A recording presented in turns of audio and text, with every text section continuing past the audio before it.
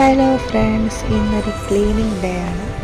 എൻ്റെ റൂമിൽ അലമാര തട്ട് വളരെ മെസ്സി ആയിട്ടാണ് കിടക്കുന്നത്. അപ്പോൾ അതൊന്ന് അടുക്കി പറക്കി ക്ലീൻ ചെയ്ത് സെറ്റാക്കുന്ന പരിപാടിയാണെന്ന്.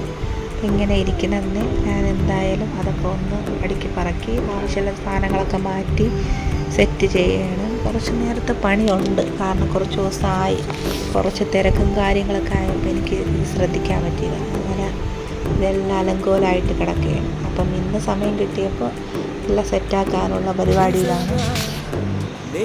ഓരോരോ കാര്യങ്ങളും എൻ്റെ ഇടയിൽ കൂടി ചെയ്യുന്നുണ്ട്.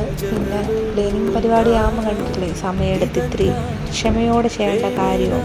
അപ്പം ഇന്ന് പിന്നെ വേറെ തിരക്കും കാര്യങ്ങളൊന്നും ഇല്ലാത്തതുകൊണ്ട് എല്ലാം സെറ്റാക്കുകയാണ്. ആവശ്യമുള്ള സാധനങ്ങളൊക്കെ ഞാൻ ഓരോ ഓർഗനൈസറിലാക്കി എടുത്ത് മാറ്റണം. ഇനി ഇതിനെയൊക്കെ എല്ലാം സെറ്റാക്കണം.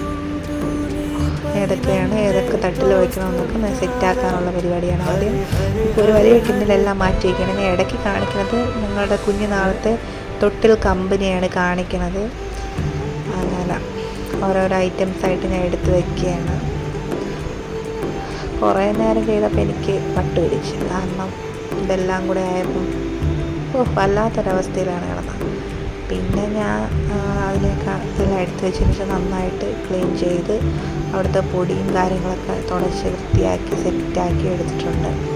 ഇപ്പം അവിടെ എല്ലാം നല്ല ക്ലിയറായി. പിന്നെ നമ്മൾ എടുത്ത് മാറ്റി വെച്ച സാധനങ്ങളൊക്കെ ഒന്ന് അടുക്കി പറക്കി വെച്ചിട്ടുണ്ട്. പിന്നെ പഴയ കുടുക്കയൊക്കെ എടുത്ത് പൊക്കി കാണിക്കുന്നുണ്ട്, എന്തിനാണെന്ന് എനിക്കറിയില്ല.